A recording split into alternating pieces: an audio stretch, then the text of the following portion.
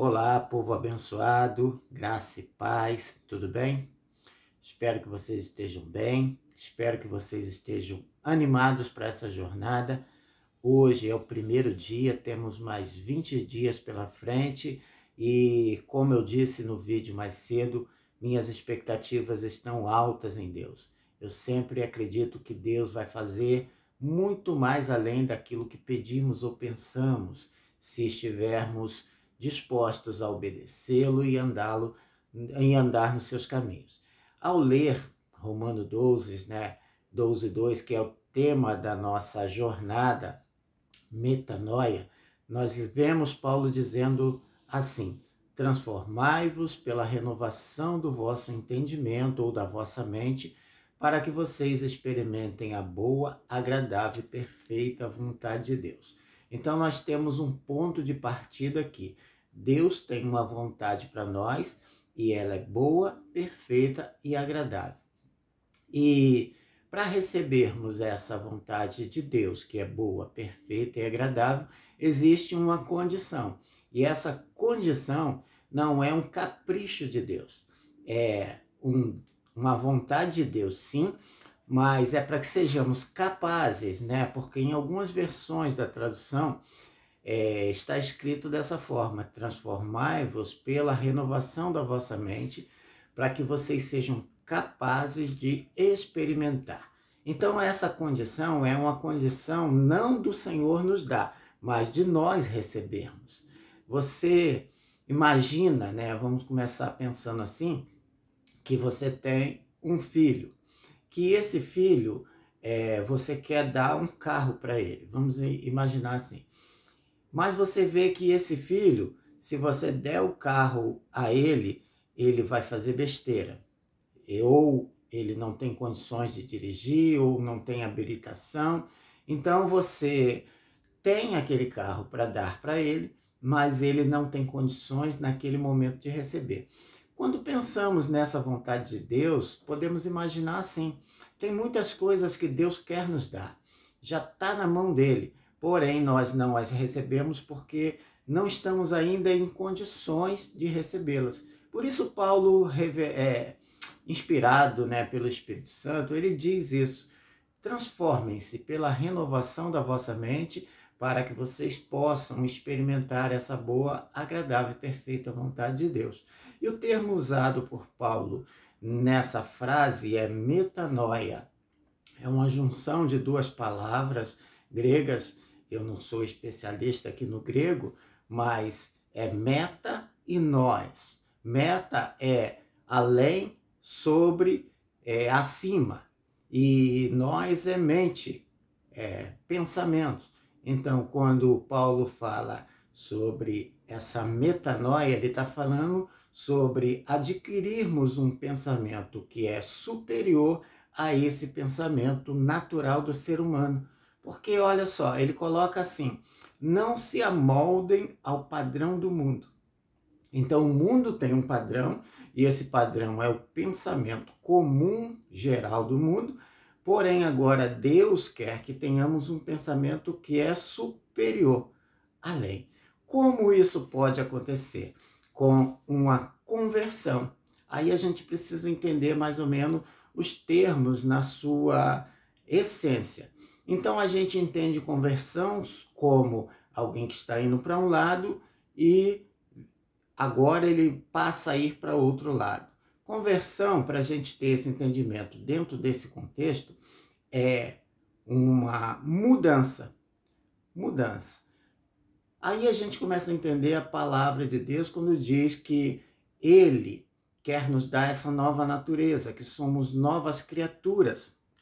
Ou seja, acontece uma mudança quando resolvemos acreditar, crer na palavra de Deus, e o Espírito Santo vem agora e nos capacita a termos essa nova natureza que é criada à imagem de Cristo. Ou seja, nós temos agora um novo referencial. A gente tem agora uma nova natureza que não é mais baseada no homem que caiu, Adão, mas na natureza do homem que se ergueu, que é o Senhor Jesus, o nosso Salvador.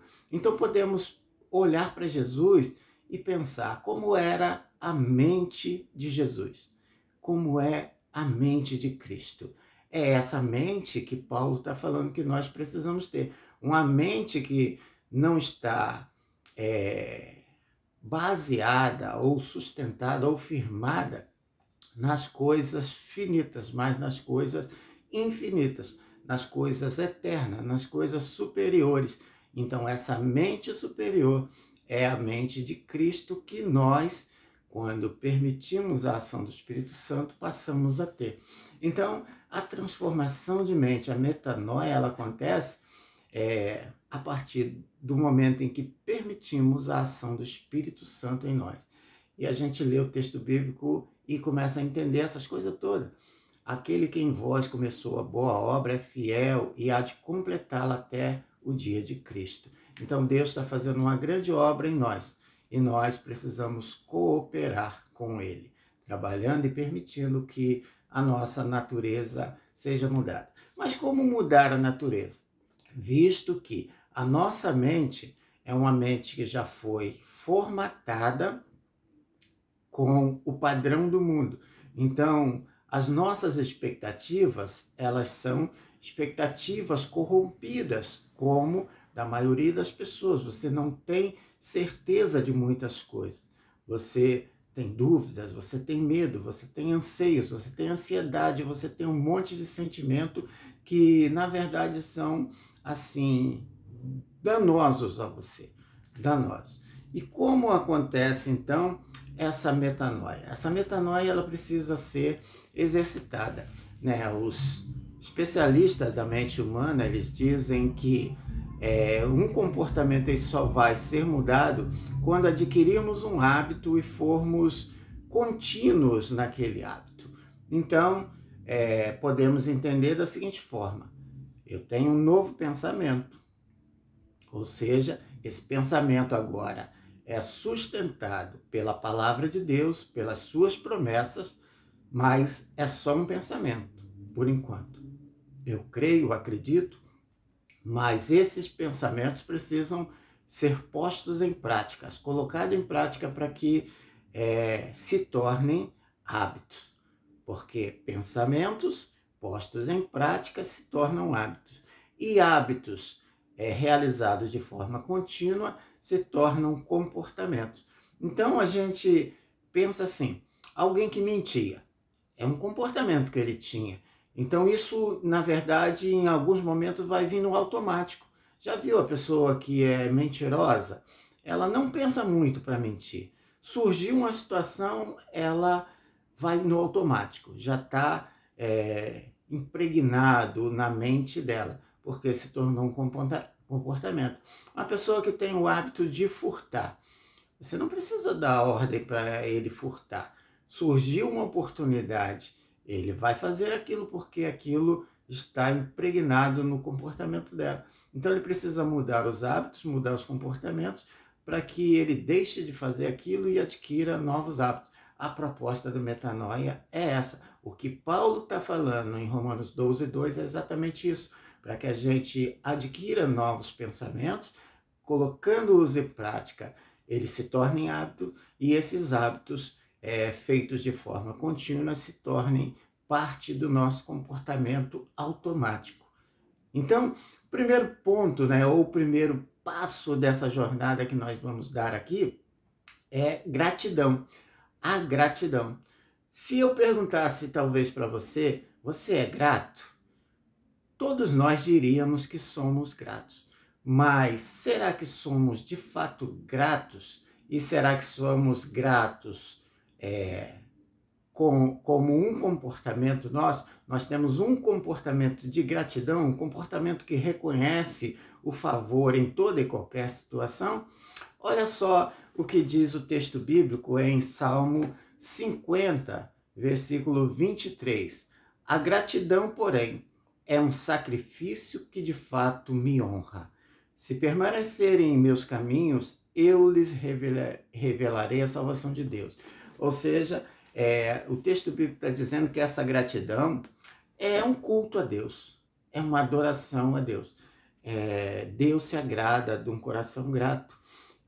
Tem uma frase que diz assim: o que a gratidão é para Deus como uma adoração, a ingratidão ou a murmuração também é para o diabo como um cântico de louvor. Então, a quem você está louvando? Com a gratidão ou com a ingratidão? Isso define muito bem, né, quem somos. E assim, a gente diz às vezes que somos gratos e a gente reconhece às vezes grandes favores, mas o coração grato que Deus espera que tenhamos é aquele coração que reconhece e é grato em toda e qualquer situação. Olha só um outro texto bíblico. 1 Tessalonicenses, está escrito assim: em tudo dai graças, porque esta é a vontade de Deus em Cristo Jesus. Ou seja, a vontade de Deus em Cristo é que sejamos gratos em toda e qualquer situação. Ouça bem, ele não está dizendo por tudo. Por quê?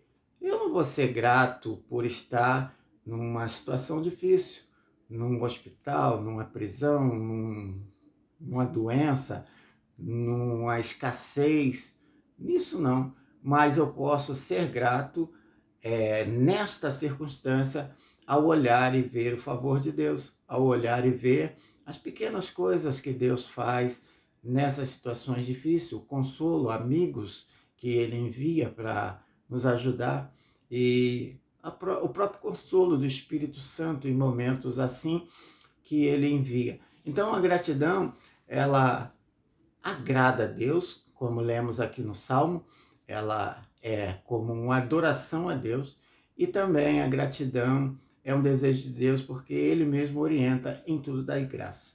Olha bem, eu falei que nós estamos sendo transformados para uma nova natureza, cuja imagem é o próprio Senhor Jesus.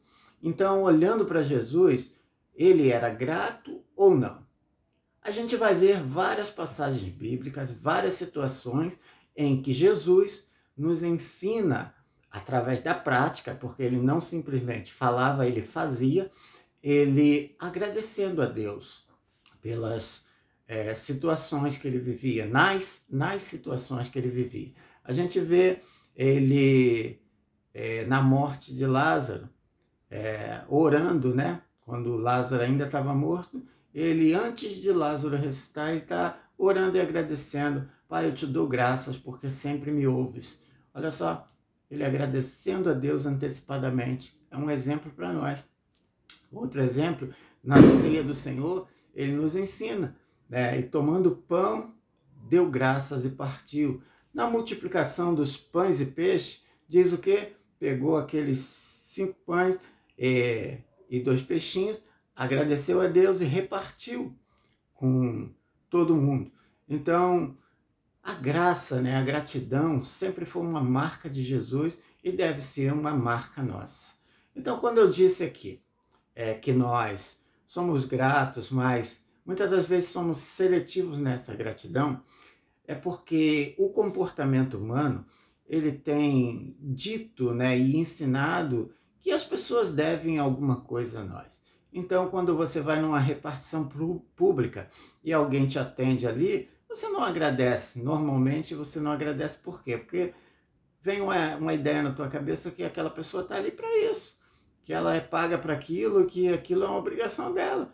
Então você vai em algum lugar, alguma pessoa te atende ali e você não agradece porque aquilo é obrigação dela. Mas comece a mudar o comportamento agradecendo, praticando a gratidão em todo o tempo. Quer ver, às vezes você tem um carro e aquele carro não é o ideal, não é o que você queria. E você, ao invés de agradecer a Deus por ter aquele carro, você espragueja, você fala mal do carro, você fala, essa porcaria de carro, esse carro velho, isso e aquilo. Isso aí está atraindo as trevas, né? Algo negativo para você. E Deus, ele não quer que você ande em trevas. Quando você tem um coração grato, a luz, né? Você está acendendo uma luz na tua vida, no teu ser, no teu interior. Teu interior ele começa a ser iluminado. A Bíblia também nos diz, se os seus olhos forem bons, todo o teu corpo terá luz. Porém, se os teus olhos forem maus, quão negras trevas serão essa luz. Ou seja, está dizendo que se teus olhos forem maus, tudo se escurece. Você perde a esperança, você perde a força, você perde a visão de futuro. E enquanto você é grato, não. Aquilo é como se acendesse uma luz dentro de você e você pudesse enxergar as coisas. Então, como eu disse, né? Às vezes é um carro, às vezes é um trabalho, às vezes é um trabalho que você pediu tanto a Deus para abrir uma porta e quando você entra, você está feliz, você está grato, mas o tempo vai passando, as circunstâncias vão ficando difíceis e no final você acaba falando: que porcaria de trabalho é esse? Que trabalho cansativo, que trabalho isso e aquilo. Quer dizer, você está sendo afetado por uma escuridão e isso não é bom, né? Então, primeiro dia, né? Eu sei que você deve estar ansioso, pedindo a Deus respostas para várias coisas, mas o exercício de hoje é esse, que você comece a agradecer. Faça uma lista, pegue um caderno, tá? Faça isso mesmo, tá? Não deixe de fazer, não. Pegue um caderno e comece a mensurar, a listar coisas pelas quais você deve agradecer. Comece a pensar no seu dia, quando você começa. Começa a agradecer, você dormiu, você acordou, você está vivo, está respirando, você tem um café para tomar, você tem um pão, você tem um bolo, mesmo que não seja as melhores coisas. Mas comece a exercitar isso. A prática, né? A repetição. Todos nós aprendemos por repetição. Então, comece a agradecer, mas não agradeça só hoje, não. Faça isso hoje, faça isso amanhã, faça depois de amanhã. Faça com que isso se torne um hábito. Uma boa coisa para você fazer. Amanheça o dia e a primeira coisa que você deve fazer, feche seus olhos. Comece a trazer à memória aquilo que pode te dar esperança. Comece a lembrar. O que eu tenho a agradecer ao Senhor? E comece a listar. Você vai começar a transformar a tua mente. Vai começar a olhar e ver todo o favor de Deus sobre a sua vida. Mas não é só Deus não, tá? Não é só Deus não. Comece agradecendo e você vai ver que você vai desintoxicar o teu espírito, a tua alma e você vai passar um dia muito melhor. Comece a olhar o copo cheio, não o copo meio vazio. Tem uma experiência que é feita, né, que coloca-se meio copo de água e pergunta às pessoas: o que você vê? E normalmente elas dizem: eu vejo um copo meio vazio. E a gente deve enxergar que tem um copo meio cheio. Olhe as coisas que estão nas tuas mãos, não as que não estão. Comece a olhar a sua família, seus filhos, seus parentes, seus amigos. Muito provavelmente você tenha muitos motivos para agradecer. Tem um hino do cantor cristão que ele fala assim: conta as bênçãos, conta quantas são, recebidas da divina mão. Uma a uma, dize-as de uma vez, e hás de ver surpreso o quanto Deus já fez. Sabe por que a gente, às vezes, é reclamão, é murmurador? Porque a gente deixa de valorizar o que temos para reclamar do que não temos. Olha para as suas mãos, olha para o seu corpo, olha para a sua vida. Muito provavelmente você tenha tanta coisa para agradecer, tanta oportunidade para ser grato, tanta oportunidade para você receber mais do Senhor. Tem uma tradução, né, livre da palavra agradecer, que eles dizem assim: agradecer faz a graça descer. Você quer a graça, o favor do Senhor sobre a tua vida? Seja grato, comece a agradecer. Então, faz o que eu te falei. O exercício prático para nós hoje é esse. Pegue um caderno, coloque lá, esse vai ser o meu caderno de gratidão. E comece a listar. Faça isso hoje, faça isso amanhã. Uma outra coisa que eu vou dizer para você fazer. Pegue e tente lembrar sobre pessoas que foram importantes na tua vida, que te ajudaram em algum momento, que te abençoaram em algum momento, e entre em contato com essa pessoa. Simplesmente diga a ele ou a ela: eu sou grato a Deus pela sua vida. Eu agradeço muito pela sua existência. Você é muito importante para mim. Faça isso. Você vai ver que isso é poderoso demais. Imagina você recebendo uma ligação, uma mensagem e alguém dizendo para você: poxa, se não fosse você, naquele momento eu não sei o que seria. Então, exercite a gratidão. Faça isso todos os dias, comece agora, tá? Como eu disse, essa é uma jornada. Nós vamos compartilhar cada dia uma chave, e a chave de hoje é a gratidão. Tá? Não deixe de fazer isso. Pegue seu caderno, anote, guarde e fale com o Senhor. Comece o teu dia. Vamos começar? Eu estou nessa jornada e eu vou fazer isso. Primeira coisa que eu quero fazer no meu dia é falar: Senhor, obrigado. Obrigado por tudo. Obrigado pela noite, pela cama, pela família, pelo ar que eu respiro, pela água, por tudo. Seja grato, tá? Fica com Deus, fica na paz. O que eu queria compartilhar com vocês no dia de hoje, lembre-se, é o primeiro dia, é isso. Seja grato, um coração grato agrada ao Senhor. Como lemos aqui no texto bíblico, o Senhor recebe a nossa gratidão como uma adoração. Amém?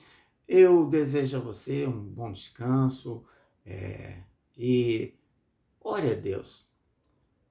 Peça a Ele para sondar o teu coração e ver se você de fato é uma pessoa que tem um espírito grato.